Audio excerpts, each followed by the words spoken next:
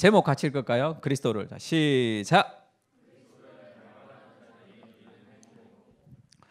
마태복음 5장 3절에서 12절까지인데 우리 한 절씩 한번 읽을까요? 제가 먼저 읽겠습니다. 심령이 가난한 자는 복이 있나니 천국이 그들의 것이며 온유한 자는 복이 있나니 그들이 땅을 기업으로 받을 것이며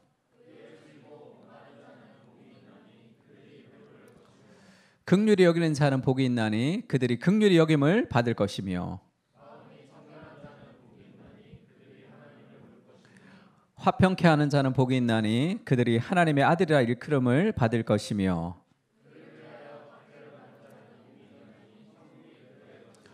나로 말미암아 너희를 욕하고 박해하고 거짓으로 너희를 거슬러 모든 악한 말을 할 때에는 너희에게 복이 있나니 하늘에서 너희의 상이 클미라. 너희 전에 있던 선지자들도 이같이 박해하였느니라.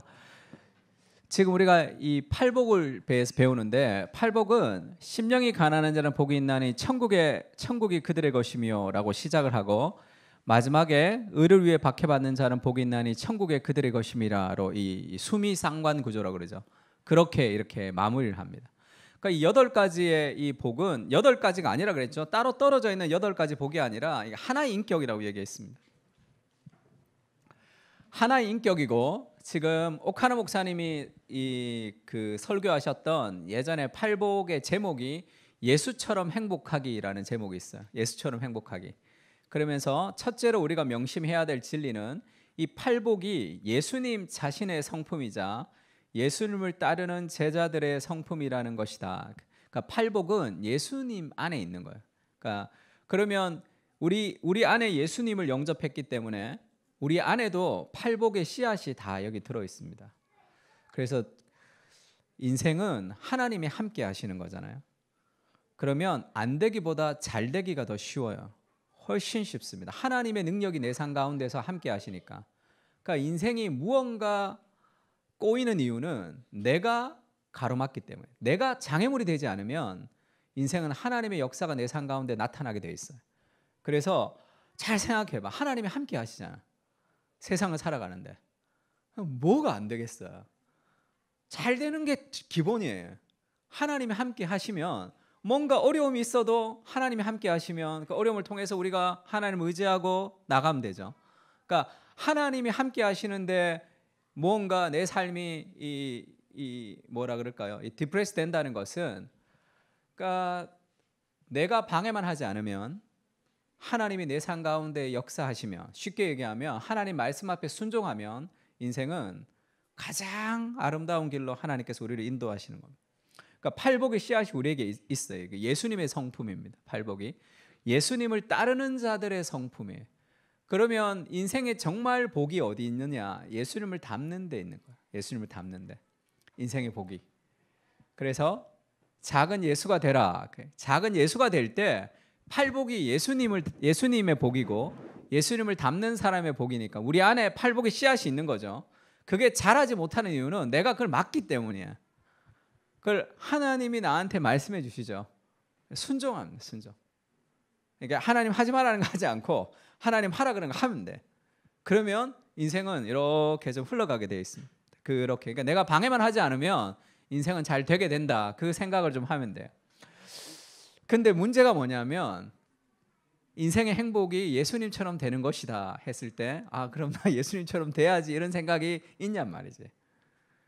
인생을 내가 행복해지기 위해서는 돈 많아야 되겠다. 인생 행복해지면 내가 한번 재밌는 일을 해야 되겠다. 인생 행복해지면 내가 뭘 해야 되겠다라는 그런 생각들이 이제 우리 안에 찬 거죠. 우리의 생각과 성경이 좀 동떨어져 있어서 그래. 정말 예수님처럼 되는 것이 인생의 참된 행복인지를 우리가 이제 맛봐야 되는 거지. 그거는 우리가 생각하는 행복 이상의 생각을, 인생을 하나님 우리에게 허락해 주신다. 내가 상상할 수 없는 인생, 그것이 하나님 우리에게 주시는 그런 은혜죠. 근데 그 예수님처럼 되는 것이 참된 행복인데, 그것은 힘들지 않다고 얘기하는 건 아니에요. 그러니까 우리가 생각할 때 예수님을 믿는 것은 뭔가 힘들지 않고 하나님이 나와 함께 하시기 때문에 잘 될 것이라는 그런 잘못된 생각 때문에 뭔가 문제가 생기는 거죠. 삶에 있어서. 사랑은 할 때 우리는 사랑이라고 생각할 때 사랑은 좋은 거라고 생각하는데 사랑은 좋은 거, 사랑은 짜릿한 거, 사랑은 아이스크림 같은 거. 근데 성경은 사랑은 오래 참는다 이렇게 얘기하죠. 오래 참는 거는 힘든 거죠. 그러니까 정말 내가 성경이 말하는 사랑을 배워가려면 힘든 인내의 과정을 통해서 사랑을 배워갈 수 있는 거예요. 내가 힘든 인내의 과정을 거치고 싶지 않은 사람은 그 삶 속에 성경이 말하는 사랑이 맺어지지는 않습니다. 그래서 결혼할 때 우리 결혼 예배할 때 늘 하는 얘기죠. 결혼의 목적은 행복이 아니라 성숙이다 얘기 늘 하죠. 거룩이다, 성숙이다 이런 얘기는 합니다. 그게 무슨 얘기냐면 행복하기 위해서 결혼을 하게 되면 불행해진다 그랬죠.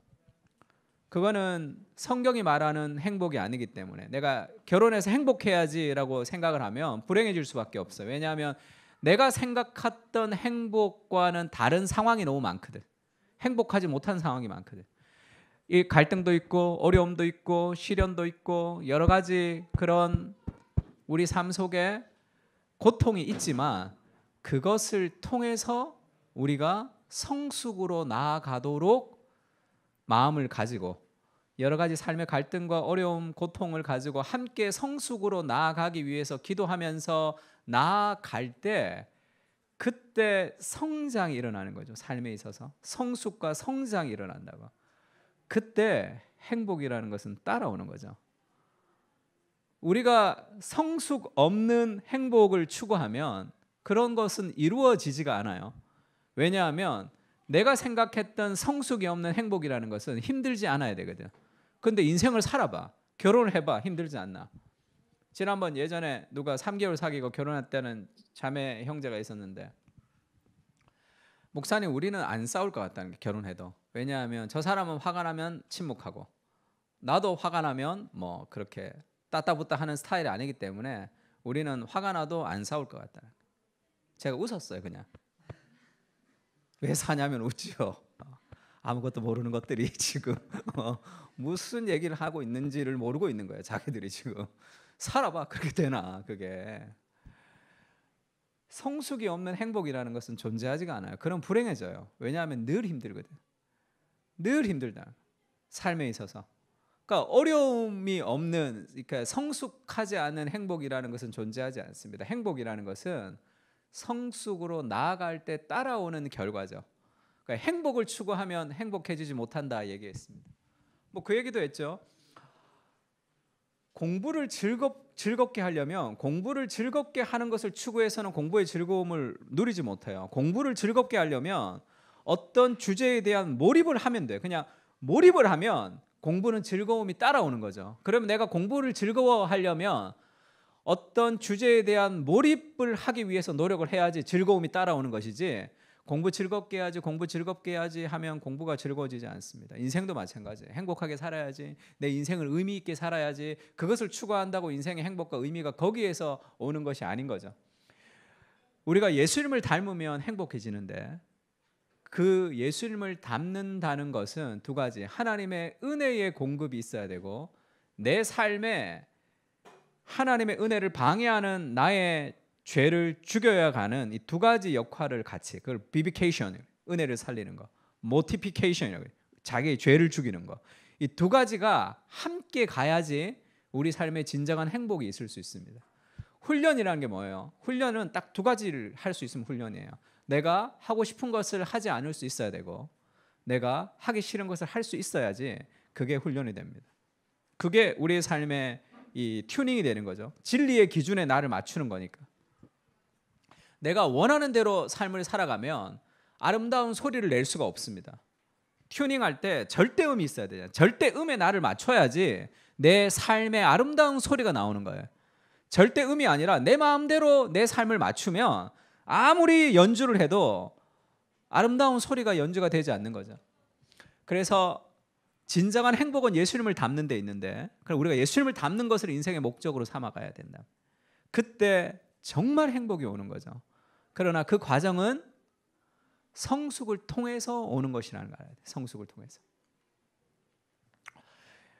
오카는 목사님이라는 제가 정말 존경하고 사랑하는 예전에 사랑의 교회를 개척하셨던 목사님. 이분이 이 교회 제자 훈련에 대해서 이제 제자 훈련 목회라는 것을 처음 이렇게 선교단체에 있던 것을 접목을 하셨는데, 이 대학부, 성도교회 대학부를 처음 이렇게 만드셨어요. 성도교회 대학부를 만들었을 때 그때 소년부를 했는데, 목사님이 우리 옥 목사는 이렇게 청년들이랑 잘 맞으니까 청년부를 좀 맡아달라 그래서 대학부였죠. 그때는 대학부에 갔더니 한 명 있어. 한 명. 그 한 명이 지금 직장사역연구소 하는 방성기 목사님, 그때 서울대 공대를 다니던 1학년생 한 명이 있었습니다. 그래서 그 한 명 있는 사람이랑 이제 그 뭐 같이 뭐 목회를 하다가 지금 이 1학년 이 사람이 선교단체에 가서 제자 훈련을 배운다 그래서 너기 그걸 좀 배워서 나한테 좀 가르쳐 달라 그랬어요. 그래서 이 친구가 가서 배워오면 목사님이 가르쳐 주면 그걸 배운 거야. 목사님이 그 대학교 1학년한테 배우면서 아, 이게 선교단체 안에 어떤 교회론의 문제가 있다는 걸 조금 알았고, 그거를 가지고 이렇게 제자 훈련을 좀 시작했습니다. 그래서 우리나라에서 제일 큰 대학부, 성도교 대학부 그때 300명이 됐으니까 전국에서 이제 다 왔어요. 그 교회에 탐방을 왔습니다. 왜냐하면 대학부가 그렇게 사양길이었는데 다 대학생들이 교회를 떠나던 시절에 그 성도교회에 그렇게 사람들이 많이 모이니까. 근데 고민이 있었어요. 이게 선교단체에서 온 거기 때문에 신학적 뿌리가 없는 거예요. 그러니까 뭔가 사람을 많이 모이고 잘 되기는 잘 됐는데, 그러니까 굉장히 이 철학적 고민을 하던 분이었죠. 그러니까 지금 우리나라에서 제일 큰 대학부를 했어요. 그럼 교회를 개척하거나 아니면 부임을 하면 되잖아. 근데 그 뭔가 이게 해결이 안 된 거예요. 신학적으로. 그러니까 유학을 가기로 했습니다. 그래서 유학을 떠난 거죠. 유학을 가서 이 제자 훈련에 대한 근원을 막 찾았는데 잘 없었어요. 그러다가 켈빈 신학교에 가서 서점에서 책을 한 권 만났는데 한스 퀸의 더 처치라는 교회론 책을 만났습니다. 한스 퀸이 누구냐면 카톨릭 신학자예요. 카톨릭 신학자. 카톨릭 신학자인데 말년에는 자유주의로 예수님 없다 이렇게 끝나버렸어요. 그래서 한스 퀸의 책을 읽는다는 것이 조금 어려운 일인데, 한스 퀸이 칭의론과 교회론은 굉장히 잘 썼습니다. 이 두 가지는 이 한스 퀸이 이 좋을 때 쓴 책이에요. 그러니까 카톨릭 안에서도 좀 이단이다 비판을 받을 정도로 좋은 책이었어요. 그래서 이 신학생이 잘 모르니까 교수님한테 가서 이 한스 퀸의 책이 굉장히 좋은 것 같은데 이 책을 읽어도 됩니까? 그랬더니 교수님이 교회론은 괜찮다. 한스 퀸의 교회론은 괜찮다. 그래서 좀 읽어라. 그래서 한스 퀸의 교회론을 읽다가 엄청난 발견을 했는 거예요. 그 당시에는 교회에 대해서 교회란 무엇인가 할 때 교회의 존재의 목적을 교회가 거룩성, 보편성, 통일성 이 세 가지를 가르쳤습니다. 근데 한스 퀸의 교회론을 보니까 교회의 사도성이라는 것이 옛날부터 이어졌다는 것을 알았어요. 근데 이 목사님이 신학교를 다닐 때 교회의 사도성이라는 것을 그 공부를 못한 거예요. 왜 그러냐면 사도성이라는 것이 원래는 있었는데 사제들, 카톨릭 사제들이 자기가 사제고 자기가 교황이고 그렇게 얘기해서 종교개혁 시대에 그거를 이제 너무 이 사도성에 대한 오해가 많으니까 그거를 뺀 거예요. 그 삶에. 우리가 지금 사도신경 공부하고 있는데 사도신경에서도 예수님께서 지옥으로 내려가셨다라는 것을 음부에 내려가사, 이것이 우리나라 사도신경에는 없죠. 그걸 뺐습니다. 뺀 이유는 오해가 있기 때문에 그래요. 그게 정말 지옥으로 내려갔다고 오해할까 봐. 지옥의 고통을 경험하셨던 것인데, 그래서 그렇게 좀 빠진 게 있어요. 사도성. 그거를 한스 퀸의 교회론을 통해서 발견했습니다. 그래서 신학교 그 미국에서 그 유레카를 부를 정도로 삶의 어떤 기쁨을 누렸던 거죠. 왜 그러냐면 교회의 사도성이라는 건 두 가지인데요. 첫 번째는 사도들의 신앙 고백이 지금 이 교회에게 전수되었다는 거예요. 그리고 우리가 사도신경도 배우죠. 사도들의 신앙 고백이 뭐냐면, 내가 뭐 JMS를 믿습니다 할 때 우리가 그 교인으로 받아들이지 않는 이유가 뭐예요? 사도들로부터 이어진 그 교회의 전통적 신앙 고백, 성경으로부터 이어진 신앙 고백이 아닌 거죠. 그래서 사도들이 고백했던 그 신앙 고백과 다른 신앙 고백, 주는 그리스도시요 살아계신 하나님의 아들이시다라는 다른 신앙 고백을 하는 사람들은 교회의 회원이 될 수 없습니다. 그게 사도성이죠. 사도들의 신앙 고백. 그래서 사도들과 선지자들의 터 위에 세움을 입었고 그리스도 예수께서 친히 모퉁이 돌이 되셨다. 모퉁이 돌이라는 것이 예전에는 기둥을 세우는 거, 건물에 기둥을 세우는 게 제일 중요했죠. 그래서 모퉁이 돌 위에다 기둥을 세워야지 건물이 세워졌잖아요. 그래서 사사기에 삼손이 그 기둥을 밀어가지고 건물이 무너졌다는 것은 모퉁이 돌 위에다가 기둥을 세웠기 때문에 그렇죠. 지금 같으면 못 밀겠죠. 이 콘크리트 같이 붙여놨으면. 그러니까 사도들의 터, 신앙 고백 위에 예수님이 모퉁이 돌이에요. 그러니까 이것을 벗어났을 때 그것이 잘못된 신앙 고백이라는 뜻입니다. 그것이 이어졌다는 걸 첫 번째 깨달았고, 두 번째는 사도들의 사역이 교회에 계승됐다는 것을 알아요. 그게 사도성이에요. 한번 읽어볼게요. 요한복음 20장 21절 22절입니다. 시작.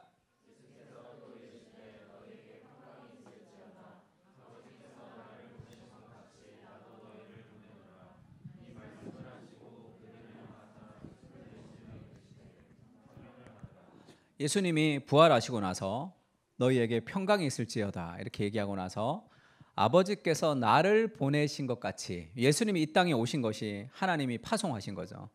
내가 너희를 보내노라 라는 그 파송, 이 말씀을 하시고 숨을 내쉬면서가 뭐예요? 어떤 느낌이, 지금 이 숨을 내쉰다는 게 성경에 왜 있을까요? 한숨을 내쉰 게 아니라 그 사람들 앞에 한 거예요. 성령을 받으라. 이게 무슨 의미가 있을까요? 하나님이 아담을 창조할 때 흙에 생기를 부어 아담을 창조하듯이 그리스도께서 부활하시고 제자들에게 제2의 창조 같은, 그게 뭐죠? 파송입니다. 사도들이 쉽게 얘기하면 베드로, 바울, 요한, 그 예수님의 12제자는 평신도 지도자들이에요. 목사와 평신도라는 것은 구분은 카톨릭 사제들이 만든 거예요. 원래 목사와 평신도 구분이라는 것은 성경엔 존재하지 않습니다. 라오스 한 백성이에요. 한 백성. 가르치는 장로일 뿐입니다. 그러면 이 사도성이 누구에게 계승되었냐면 전 교회에게 계승된 거예요. 그러면 오늘날에 좀 제일 심각한 어떤 잘못된 콜링에 대한 오해가 뭐냐면 내가 목사로 부름을 받았다 그런 얘기하죠. 내가 하나님이 나를 주의 종으로 어떻게 부름을 받았다라는, 그것이 의미는 알겠어요. 그것을 하나님이 우리를 콜링하는 거니까. 그러나 그것은 어떤 일반의 부르심이 아닌 특별한 부르심이라고 생각하는 것은 성경적이지 않습니다. 우리를 부르는 거예요.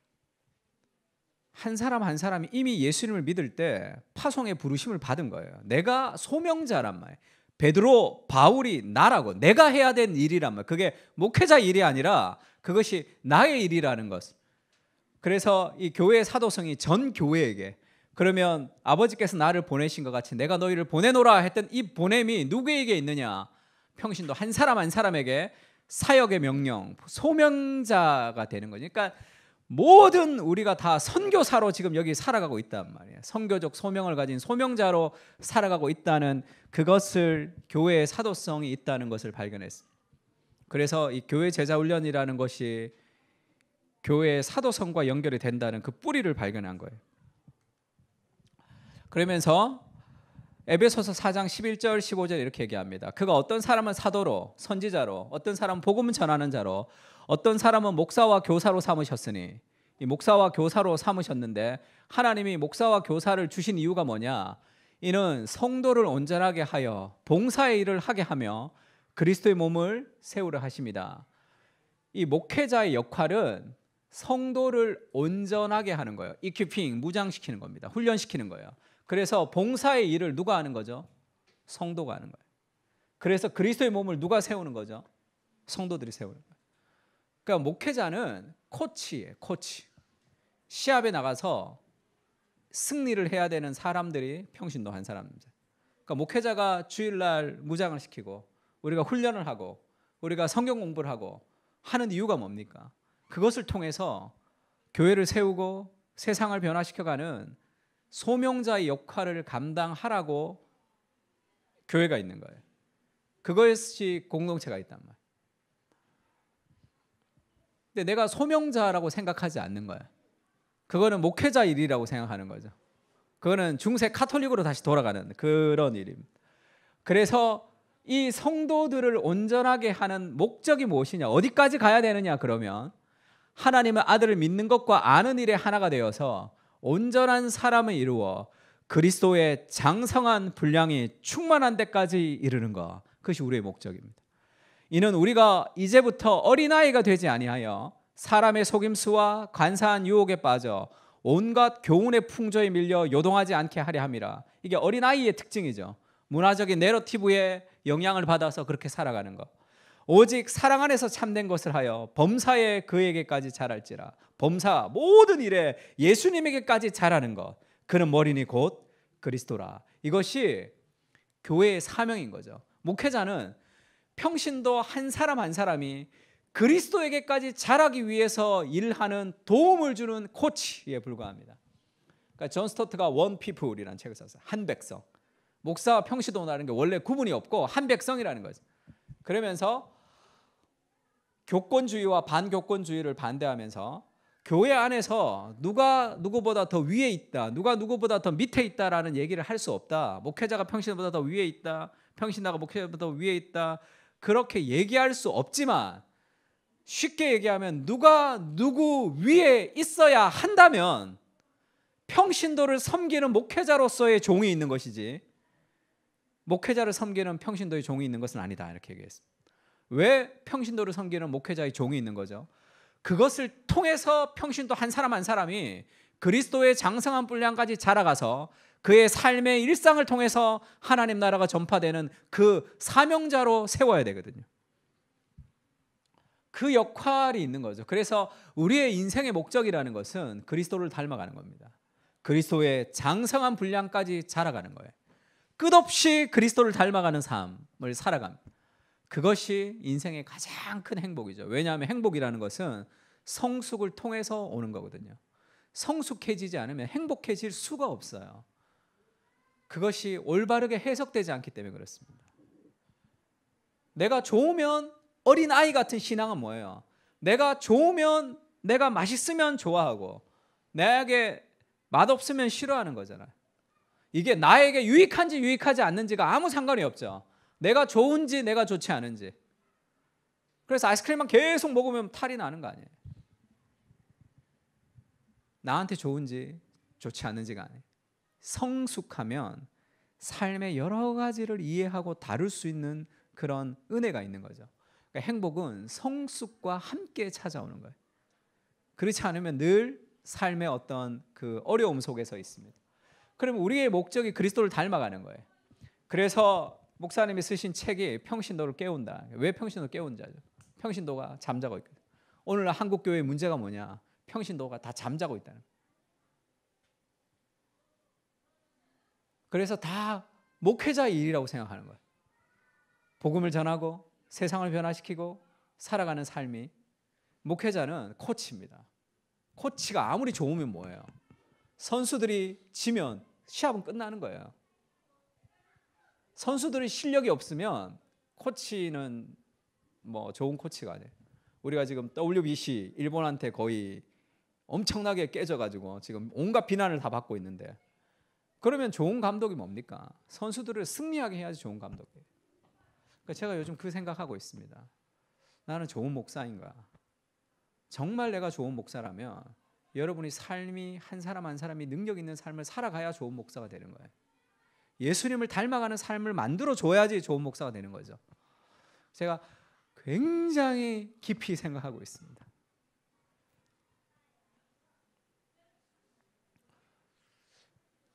야구 감독 중에 김성근 감독이라고 있어요. 그분이 인터뷰 중에 제 마음에 엄청난 그 회개를 불러일으킨 생각이 하나 있는데, 그분이 이제 SK라는 프로야구팀 감독을 할 때인데, 감독을 하면서 자기는 매번 시간이 나면 2군 경기장을 갔대요. 그래서 2군 사람들을 이렇게 이제 1군으로 와야 되니까 그러면서 어느 날 그 연습하는 걸 보는데 마음에 어떤 슬픔과 어떤 책임이 확 밀려왔다는 거예요. 쟤네들이 젊음을 나한테 맡겼는데 평생 이 군에서 썩어버리면 어떻게 되지? 그럼 그 인생이 어떻게 되냔 말이에요. 그럼 자기의 책임이 뭐냐면 그 인생에 대한 책임이 있는 거죠.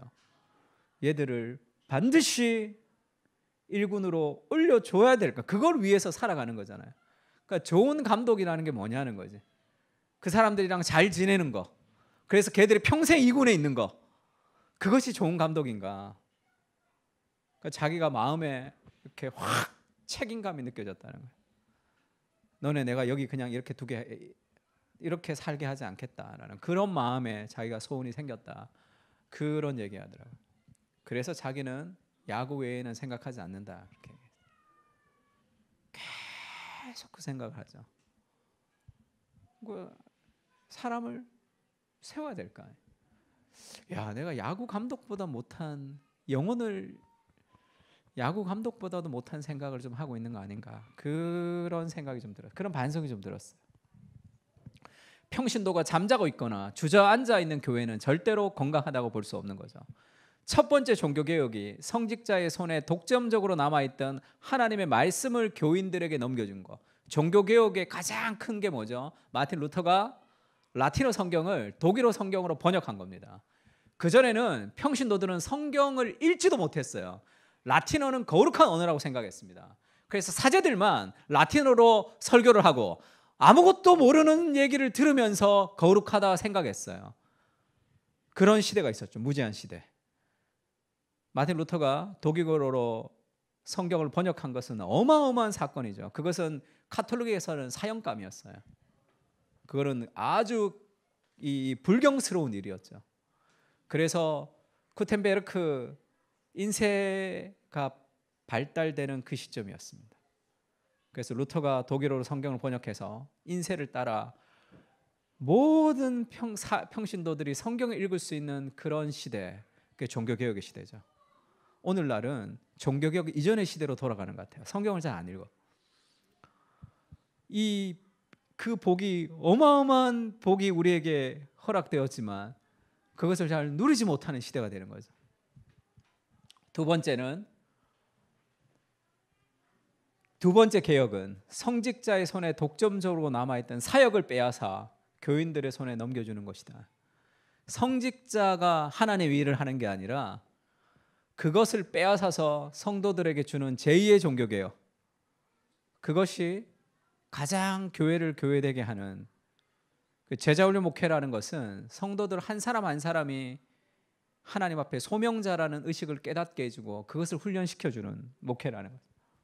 그래서 그 사역을 하는 그 사역, 그때 인생은 행복하게 되어 있습니다. 인생의 의미는 시간과 돈과 에너지를 나보다 더 사랑하는 대상을 위해서 사용할 때 생기는 거예요. 그때 인생의 의미가 있습니다. 저는 20살 좀 되기 전에 고등부 때 그 겨울 수련회를 갔다가 오면서 내 친구 하나가 그 고등학교 1학년 때인가 2학년 때 내 친구 하나가 목회자로 서원을 한 친구가 있었어요. 장로님 아들인데 그 얘기를 들으면서 제가 굉장히 이상한 생각이 들었습니다. 오면서 목회자가 된다는 것은 그때 내 생각으로는 너무 재미없을 것 같은 느낌이 확 들어온 거예요. 그래서 그러면 내가 막 이렇게 결혼해서 행복하게 살아가는 삶과는 전혀 다른, 쟤는 왜 목회자가 되려고 하지? 그런 생각이 들었습니다. 그러니까 목사가 된다는 것 자체는 굉장히 고리타분하고 재미없는 삶이다. 그런 느낌이 좀 있었어요.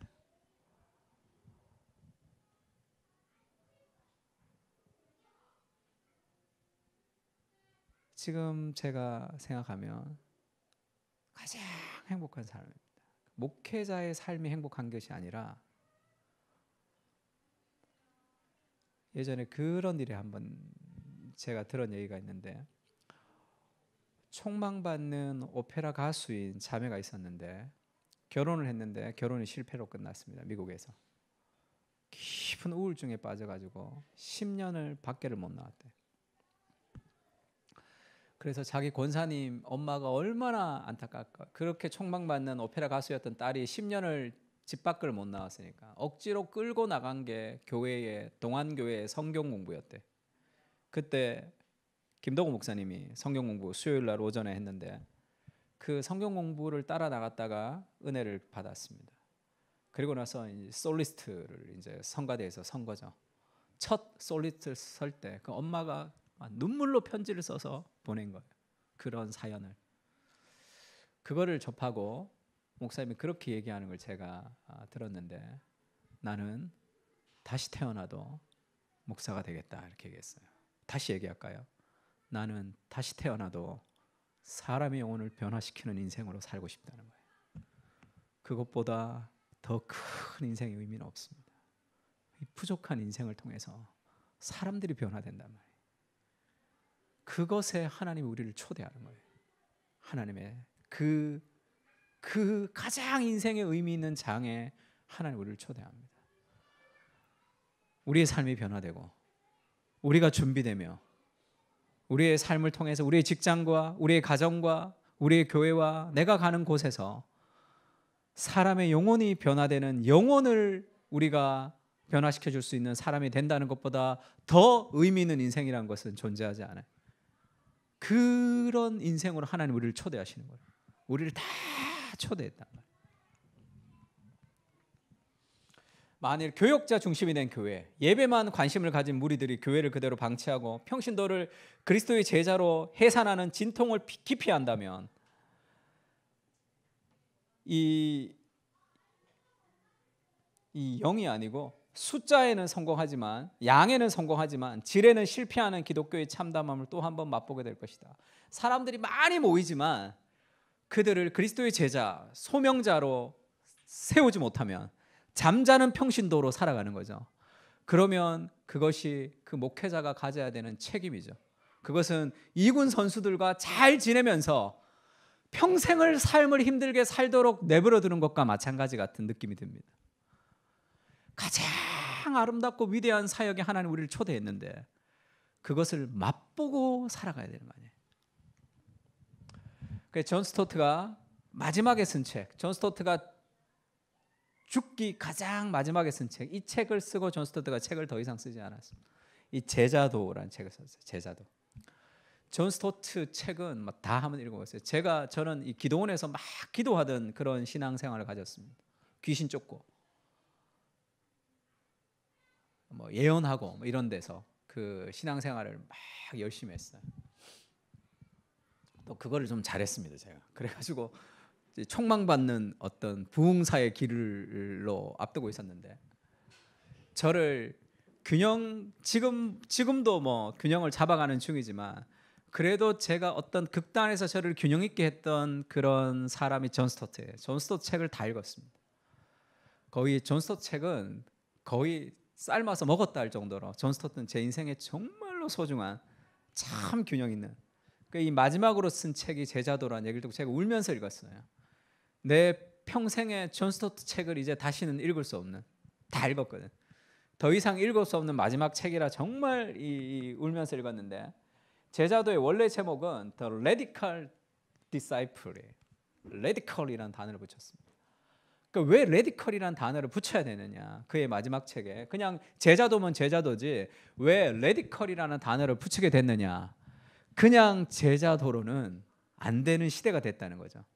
왜냐하면 이 밭의 비유에서 이 씨가 떨어졌습니다. 바위 위에 떨어졌다는 것은 말씀을 들을 때는 기쁨으로 받죠. 뿌리가 없어서 시련을 당할 때 배반하는 뿌리가 없는 신앙이라는 것은 기쁨으로 말씀을 받아요. 은혜를 받습니다. 그리고 위로로 받아요. 그러나 삶의 능력이 나타나지 않는단 말이에요. 왜냐하면 뿌리가 없거든요. 신앙에 뿌리가 없으면 은혜도 받고 위로도 받지만 그 삶의 능력이 나타나질 않아요. 가시떨기에 떨어졌다는 것은 말씀을 들은 자이나 그래서 말씀을 기쁨으로 받고 은혜를 받지만 이생의 염려와 재물과 향락과 기운에 막혀 결실하지 못하는 거죠. 하나님의 말씀이 은혜로 받지만 수많은 장애물들을 뚫고 나갈 능력이 없는 거예요. 좋은 땅에 떨어졌다는 것은 착하고 좋은 마음으로 말씀을 듣고 지키어 인내로 결실하는 거예요. 말씀을 듣고 지키고 인내하는 삶을 통해서 결국 그 말씀이 열매를 맺는 거죠. 그렇지 않은 많은 말씀들은 은혜를 받지만 그 자리에 다 떨어집니다. 은혜를 받고 기쁨으로 찬양하지만 월요일 날 회사를 출근하면서 다 떨어지는 말씀들이 많다고요. 그것이 열매를 맺으려면, 성숙으로 가려면 그것을 붙들고 지키는 삶의 인내가 필요한 거죠. 그래서 존 스토트가 이렇게 얘기해요. 보통 우리는 선택적인 태도를 취함으로써 철저한 제자도를 회피한다. 그래서 the radical이라는 단어를 붙이게 됐다는 거예요. 선택적인 태도를 취함으로 철저한 제자도를 회피하는 거예요. 적당히 헌신할 만한 영역을 고르고 대가를 치러야 할 영역은 피하죠. 그러나 예수님은 주님이시다. 우리에게는 복종해야 할 영역을 취사 선택할 권리가 없다. 내가 선택적인 태도를 취하면서 신앙생활을 하는 거죠. 여기에는 요 정도 헌신할 거야. 여기는 요 정도를 헌신할 거야. 그러면 삶이 힘들어요. 삶이 힘듭니다. 제일 안 힘든 목사님, 제일 힘든 목사님이 새벽 기도를 3일 하는 목사님이 제일 힘들대요. 일주일에 3일 하는 목사님들. 제일 안 힘든 사람들이 매일 하는 사람이 안 힘들다는 얘기 있어요. 늦게 자는 사람이 더 안 힘들다 이런 얘기도 하던데 뭐 그건 안 힘들 수는 있겠죠. 그런 삶이 힘들어요. 신앙생활이라는 것은 삶을 드리는 겁니다.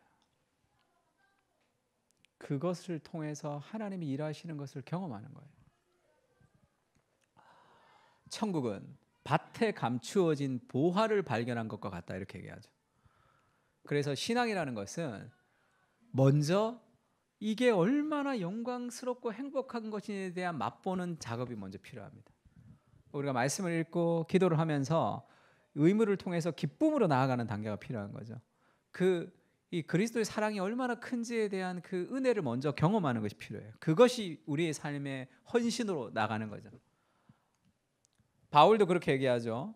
제가 정말 좋아하는 구절인데 그리스도 예수께 잡힌 바 된 그것을 잡으려고 달려간다 그렇게 얘기하죠. 표대를 향해서 내가 예수님만 바라보고 달려간다 할 때 그리스도 예수께 잡힌 바 된 그것을 그리스도가 자기를 사로잡은 거예요.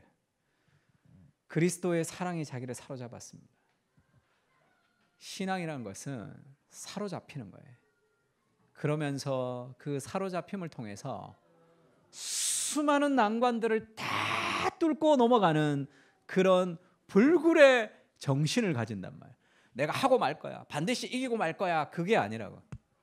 그 사랑이 우리를 넘어서게 하는 거죠. 사랑은 희생하게 합니다. 사랑은 우리를 포기하게 한다고.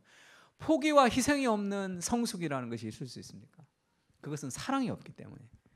우리가 그리스도의 제자의 삶을 살기로 하나님이 초대했을 때 우리가 가져야 될 첫 번째, 내가 하나님의 사랑이 있다면 우리는 우리의 삶의 불순종의 모습을 회개하며 헌신해야 됩니다. 그런데 그 사랑이 없다면 먼저 그 사랑을 부어달라고 우리가 하나님 앞에 나아갈 필요가 있어요. 우리가 말씀을 보고 기도하면서 하나님의 사랑을 내게 부어달라고. 그래서 그 사랑이 수많은 삶의 난간을 넘어서는 거예요. 힘들지 않다고 얘기하는 게 아닙니다. 그러나 영광스러운 일이죠.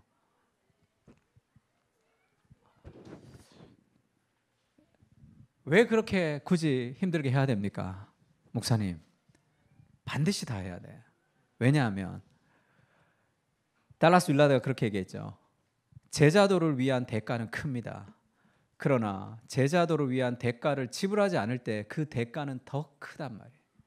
그건 더 큰 겁니다. 결혼을 통해서 성숙으로 이끌어가지 않으면 그 결혼은 평생 불행한 결혼 생활로 살 수밖에 없겠죠. 지속적으로 갈등하지만 해결이 되지 않으니까. 그것은 훨씬 더 큰 대가를 지불하는 거예요. 그러니까 그리스도께서 왜 우리에게 전부를 요구하신지 압니까? 그리스도가 우리를 위해서 전부를 얘기하고 너의 전부를 달라고 얘기하죠. 그것이 가장 행복한 삶의 길이기 때문에 그렇습니다. 왜 그리스도가 전부를 달라고 얘기하냐면 우리가 하나님의 주권에 복종하지 않으면 우리는 결국 다른 것에 복종하게 돼 있어요. 하나님 앞에 인생을 전부 드리지 않는다면 결국 우리는 다른 무엇에 인생을 지금 드리고 살아가고 있기 때문에 그렇습니다. 그것인 우리를 반드시 배신할 거예요. 그것은 우리의 주인이 될 수 없습니다. 성공을 어떤 목적으로 따라가는 사람들이 있다면 성공과 하나님이 부딪히면 성공을 선택하겠죠. 그게 우상입니다. 그 사람이 성공하지 못하면 엄청난 좌절 가운데 빠지겠죠. 그러나 그거는 회복할 가능성이라도 있어요. 정말 성공을 잡으면 인생을 망하게 돼 있습니다. 성공이 우상인데 내가 성공을 해버렸어요. 그거는 인생의 그 어떤 무엇도 해결되지 못하는 삶의 나락으로 따라 더 심각해지는 거죠. 그러다가 그것이 결국 그의 인생을 완전한 파멸로 이끌어간다. 건강한 하나님 안에의 정체성이 없을 때 우리는 실패 앞에 좌절하고 성공 앞에 교만할 수밖에 없는 거죠. 그것이 삶의 우상이었죠.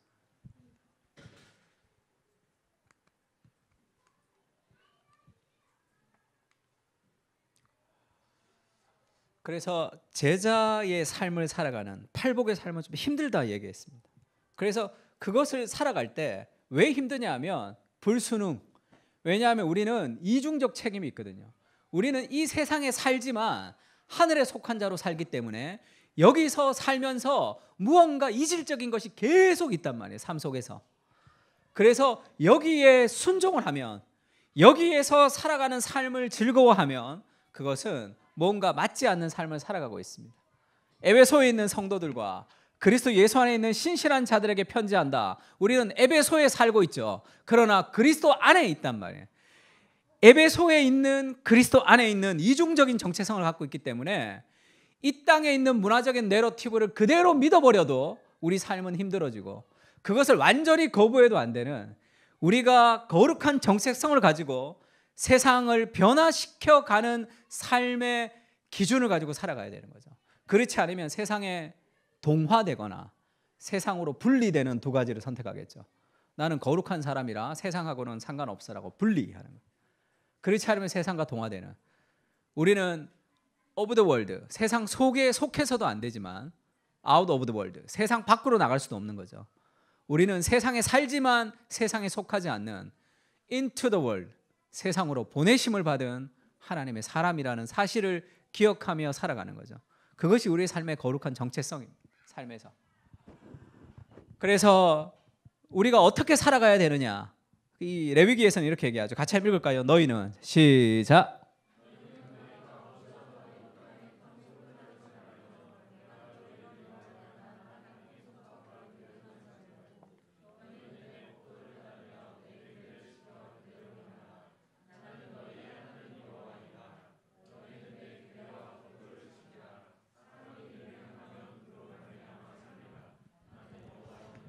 이스라엘이 가나안으로 들어갈 때 그렇게 얘기합니다.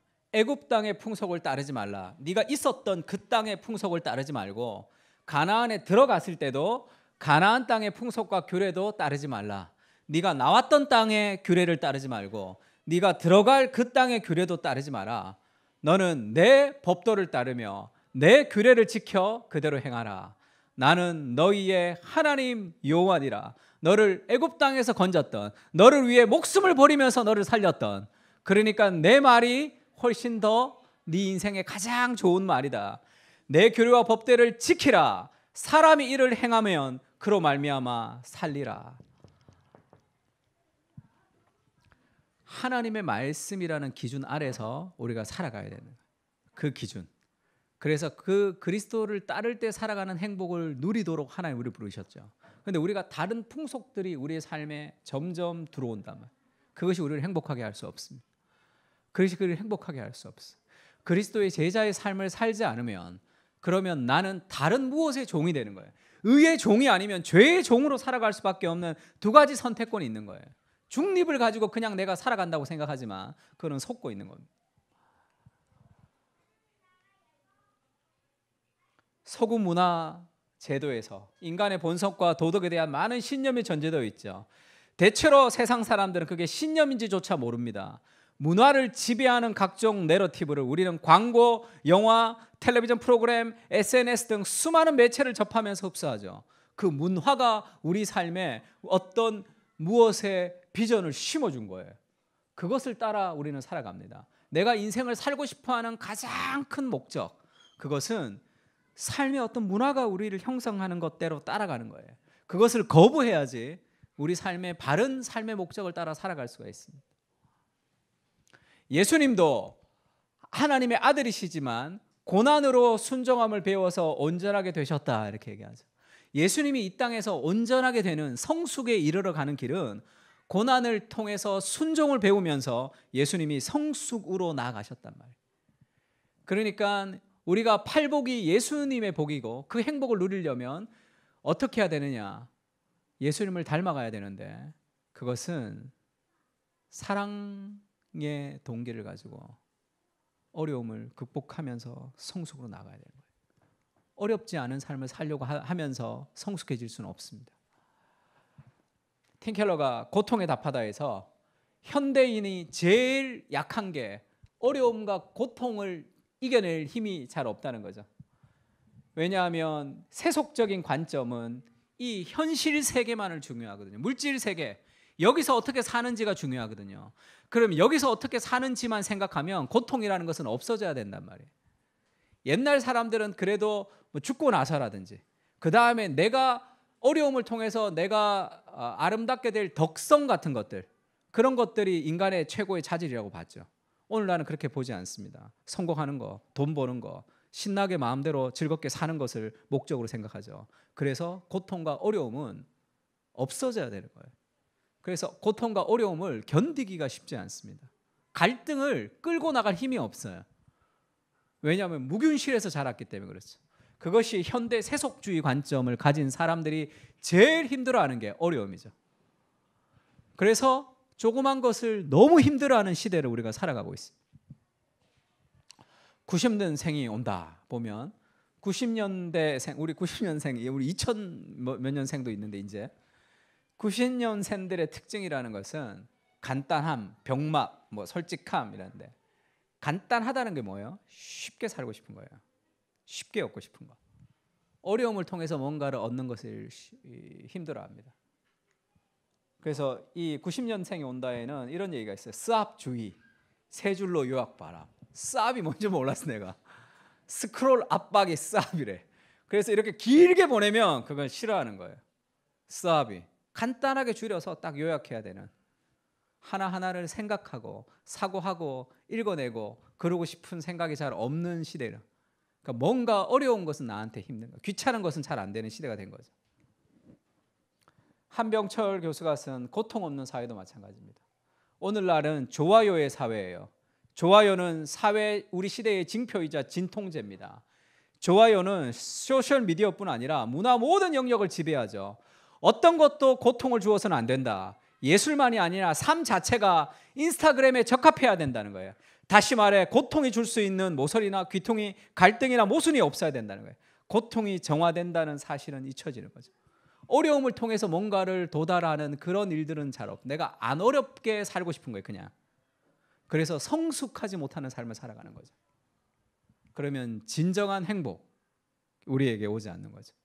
산 정상까지 가야지 느낄 수 있는, 그 정상에 서본 사람이 느낄 수 있는 그 영광을 맛보지 못하고 그냥 지내는 삶을 살아갈 때가 있습니다. 뭐 인스타그램 욜로 같은 것도 있죠. 제가 어제 쓴 그 국민일보 컬럼인데 버킷리스트를 던져버려라 라는 컬럼을 제가 하나 어제 썼습니다. 버킷리스트가 뭐예요? 내가 죽기 전에 해야 될 걸 쭉 적으면서, 원래 버킷이 이 바게스라 그러죠. 원래 그 바게스 위에다가 이 올라가서 이 교수용 목을 매달아 이걸 이렇게 탁 치면 죽었던 것 같아요. 그래서 그 죽기 전에 이제 원하는 것들을 쓰는 거 버킷리스트가 됐답니다. 그래 버킷리스트를 쭉 10개나 20개를 써서 체크하면서 많은 사람들이 살아가죠. 어디를 가보고 싶다, 뭘 해보고 싶다. 그게 어떤 정서가 그 안에 깔려 있냐면 죽으면 끝이다라는 생각하는 거죠. 죽으면 못한다. 죽으면 끝이니까 죽기 전에 해보고 싶은 것들을 해봐야 된다고 생각해요. 그게 욜로죠, 욜로. 죽기 전에 내가 뭔가를 해보는 삶, 내 삶의 즐거운 삶을 살아가는 거죠. 톰 브래디가 그렇게 얘기했죠. 톰 브래디가 슈퍼볼 우승을 하고 나서 하나님 앞에 우승, 최고의 그 경기에서 우승하고 나서 첫 번째 느낌, 하나님 이거 말고 또 뭐가 있지 않나요? 그런 생각이 들었다는 거예요. 김연아가 우리나라 피겨로 최초로 우승을 했죠. 금메달을 땄습니다. 어린 시절부터 금메달을 목표로 했죠. 금메달 따고 나니까 어떻던가 이렇게 얘기하니까 이건가 그런 생각했어요. 내가 이걸 위해서 평생을 쏟았나? 넥스트가 허무해지는 거죠. 그러니까 뭔가 자기가 어릴 적부터 꿈이 슈퍼볼 우승 컵이라고 MVP를 타고 44살에 은퇴했어요. 그러니까 얼마나 오래 슈퍼볼을 했습니까? 근데도 우승을 딱 하고 나서 하나님 이게 단가요? 그런 느낌이 들었다는. 왜냐하면 그것이 인생의 참된 의미가 아니거든요. 영혼을 사모하는 마음 주셨다 이야기했습니다. 나니아 연대기의 마지막 장을 이렇게 나오죠.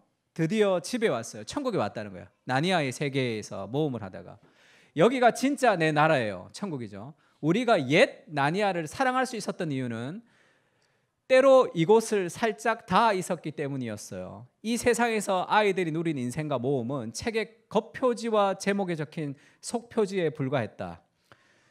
드디어 누구도 읽어본 적 없는 위대한 이야기의 첫 장이 시작하려는 참이었다. 이 이야기는 영원하다. 그리고 다음 장은 그 앞장보다 더 좋을 것이다. 이렇게 끝나죠.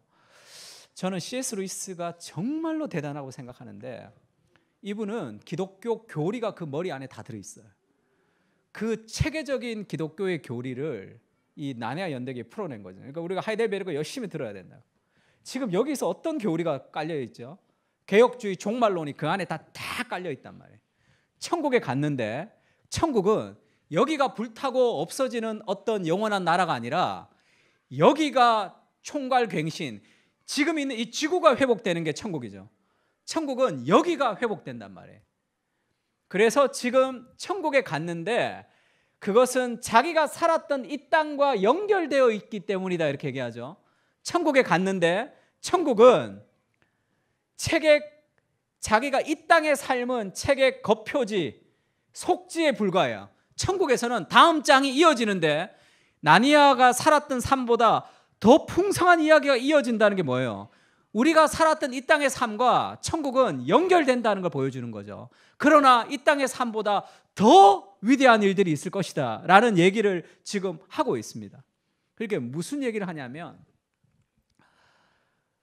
이 땅에 있었던 우리가 음악, 모차르트의 음악, 베토벤의 작품, 미켈란젤로의 작품, 그것이 이 땅에서 다 없어지는 것이 아니라 천국 갈 때 그것이 죄가 사라지고 천국에 그것이 우리의 문화물이 계속 연결된다는 것이 기독교의 교리죠. 그래서 계시록에 보면 사람들이 만국의 영광과 존귀를 가지고 그리로 들어간다. 땅의 왕들이 자기의 영광을 가지고 들어간다 할 때 그 영광을 문화물이라고 해석합니다. 그러니까 이 땅에 있는 모든 것들이 죄가 사라지고 천국까지 연결되는 개념에 우리가 천국을 맛보는 거죠. 이거를 J.D. 그리어가 그렇게 표현했습니다. 줄 서지 않아도 되는 디즈니 월드. 해로운 모든 음식은 천국에서 이루어질 것이다. 아이스크림과 초콜릿을 먹어도 허리가 늘지 않을 것이다. 이렇게 얘기했어요. 이게 무슨 말이에요?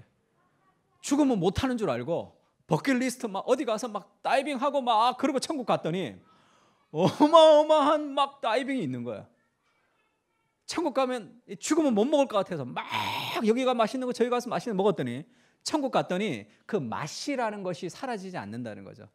정말 먹고 마시는 막 그런 것이 막 있는지는 모르겠지만 이 땅에 있었던 그 맛이라는 그 자체가 천국 가면 다 사라지고 거기서는 그냥 과일만 먹고 살아가는 무릉도원이 아니라는 거죠. 이 땅에 있는 모든 아름다움이 그거로 연결되지만 더 크고 풍성한 세계가 이루어질 것이다 고 생각하는 거죠. 그러니까 버킷리스트를 체크리스트하며 살아가는 사람들이 얼마나 바보 같은 거예요.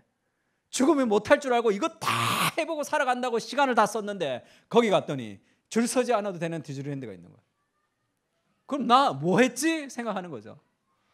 우리는 여기서 거기서 할 수 없는 걸 하라고 하나님 여기를 보내신 거예요. 거기서 할 수 없는. 하나님과 사람의 영혼과 하나님의 말씀을 통해서 우리가 살아가는 그런 어떤 소명자로서 하나님 우리를 불렀다는 것을 좀 기억할 필요가 있습니다.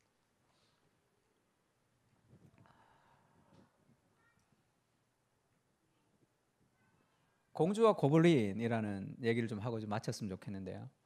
공주와 고블린이라는 조디 맥도날드라는 사람이 쓴 그 동화책이에요. C.S. 루이스가 가장 크게 영향을 받았던 돌킨이 이 조지 맥도날드 목사.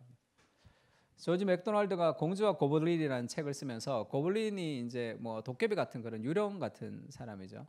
이 공주가 고블린이 있는 세상에서 살았는데 어떤 성에 갔더니 그 할머니가 있어요. 자기 증조 할머니를 만났습니다. 그러면서 그 증조 할머니가 실타래 같은 걸 이렇게 줬어요. 그걸 잡고 실타래를 이렇게 쭉 가져가라. 근데 실타래가 안 보이는 거예요. 보이지 않지만 자기가 이거 오른손을 들고 이렇게 따라가면 실타래가 느껴지는. 그러니까 네가 힘들 때 그 실타래를 따라오면 나를 만날 수 있을 것이다. 이렇게 해서 실타래를 쭉 가져갑니다. 그러면서 자기 남자친구가 있는데 그 친구도 고블린에게 잡혀갔어요. 막 그러다가 그 힘들어서 그 실타래를 잡고 계속 따라가요. 따라가는데 그 실타래가 이 바위 앞에서 멈춥니다. 이 큰 굴이 막혀 있어요. 그러니까 그 생각이 드는 거죠. 무섭고 이거 아닌 것 같은데 생각이 들어요. 이거 일로 가면 안 될 것 같은데. 그래서 딴 데로 가려고 하다가 그래도 할머니 생각이 났어요. 이 실타래를 따라오면 나를 만날 수 있다. 그러니까 돌을 치우죠. 탁 치우니까 그 자기 남자친구 애가 거기서 이제 그 잡혀 있었던 애가 나오고, 그리고 어디 가면 또 낭떠러지 같은 그런, 그러니까 뭔가 이거를 따라가면 안 될 것 같은 그런 느낌이 들어서 자꾸 다른 데로 가고 싶지만 결국 그 실타래를 따라서 따라가면서 결국 그 자기 할머니를 만나는 그런 스토리가 있는 거예요. 하나님의 말씀을 따라가는 삶이 가장 행복한 삶입니다. 그렇지 않을 것 같지만 그 말씀을 따라서 갈 때 그것이 인생에서 가장 아름다운 일로 하나님께서 우리에게 주실 거예요.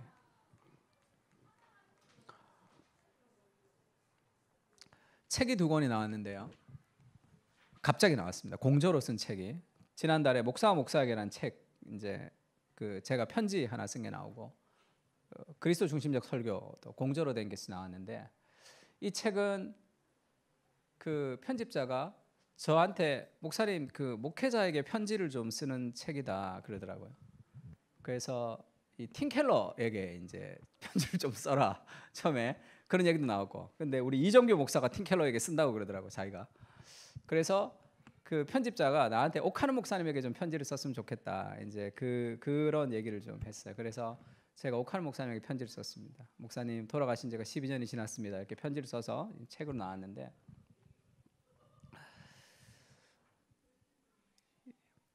예전에 제가 설교하면서 오카는 목사님을 통해서 제자 훈련이 얼마나 성경적이고 귀한 목회 철학인지를 깊이 배웠다, 그런 얘기를 좀 했습니다.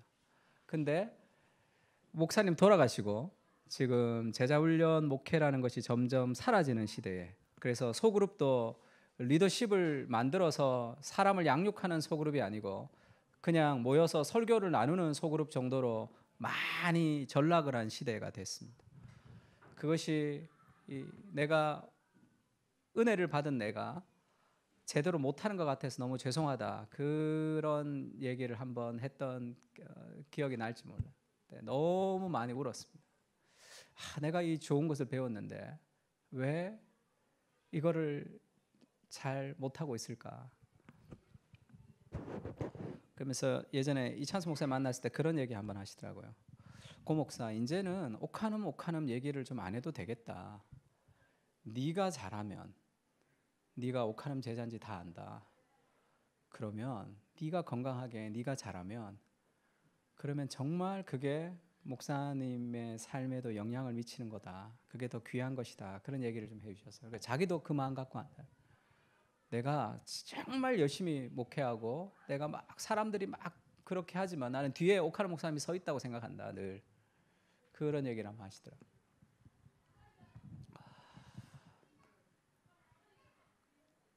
어제도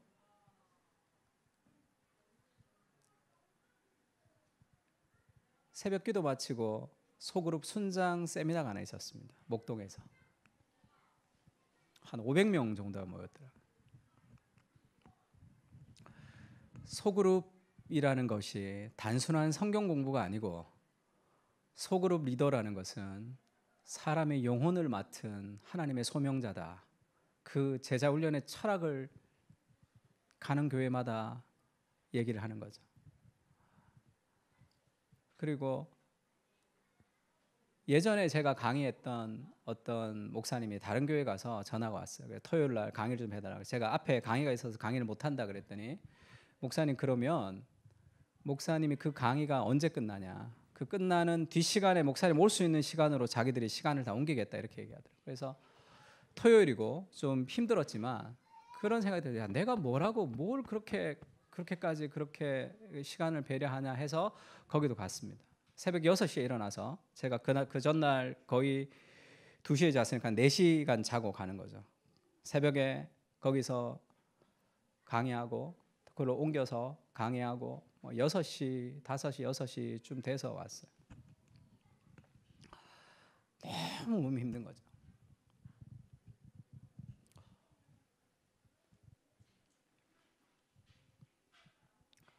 그런데 기쁨이 있습니다. 내가 목사님한테 받은 은혜를 갚고 있구나.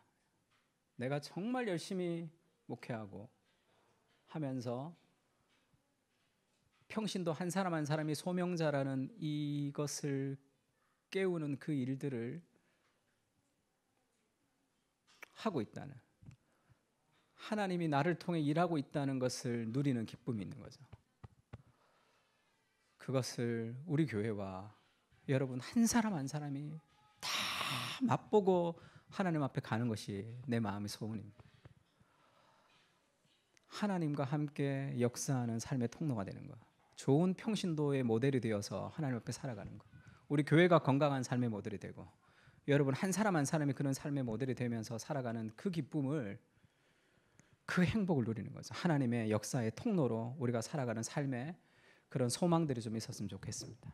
한번 이제는 우리 주 예수 그리스도의 은혜와 하나님 아버지의 무한하신 사랑과 성령님의 교통하시는 은사가 그리스도의 제자의 삶을 살며 팔복의 풍성한 행복을 누리기를 다짐하고 돌아가는 사랑하는 그 사랑교회 교인들 머리 위에 이제부터 영원까지 함께 계실지어다. 아멘.